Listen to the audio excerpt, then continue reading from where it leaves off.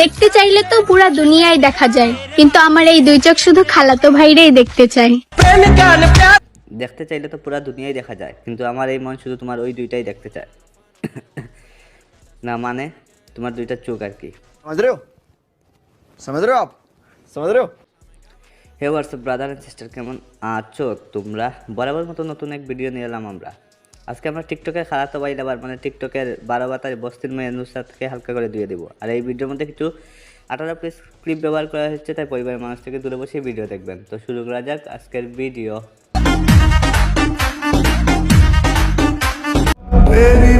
অনেক ছেলে তো আমাকে প্রপোজ করে, যখনই আমি অ্যাকসেপ্ট করতে যাই তখনই আমার খালাতো ভাইয়ের কথা মনে পড়ে। সবাই তোমাকে খাওয়ার প্রপোজ করে, কিন্তু আমি যখনই খাইতে যাই তখনই তোমাকে খাওয়ার কথা মনে পড়ে। আসলে রাসেল ভাই এইসব বস্তির মাইয়াগো ভিউজের দরকার, তাই তো কয়েকদিন পর পর নাটক শুরু করে। একবার খালাতো ভাই, একবার ব্রেকআপ, একবার মামাতো ভাই, একবার ফুফাতো ভাই। ওদের দুনিয়া উল্টে যাক, ওদের ভিউজ লাগবেই। ওইসব বস্তিদের মেয়ে ভিউজ তারা কিচ্ছু বোঝে না।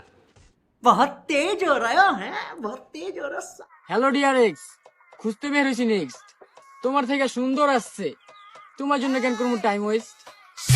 তোর মতো বস্তির 12 বাতারি মাইয়ার থেকে এর চেয়ে বেশি কিছু আশা করা যায় না। একবার খালাতো ভাইকে ধরা, একবার মামাতো ভাইকে ধরা, একবার ফুফাতো ভাইকে ধরা। দেখিস বোন, খুঁজতে খুঁজতে জমিদার মতো আর কাউরে পাইস না, পরে তোরা খাইয়া ছাইরা দিব। না মানে টাকা, যেমন পিস মিনুল টুকাই তথুক্য পিস মামুনের মতো।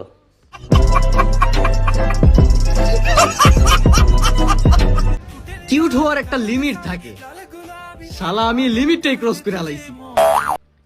কিন্তু রাসেল ভাই বিশ্বাস করেন, আমি এইটাই ভাইবা পাই না ও কোন অ্যাঙ্গেল দিয়ে নিজের কিউট দাবি করে। এটা তো আমি বহুত কষ্ট করে 12 বাতারে বস্তির মাইয়া টিকটকের টুকাই ছাড়া আর কিছু মাইনা নিতে পারলাম না। खत्म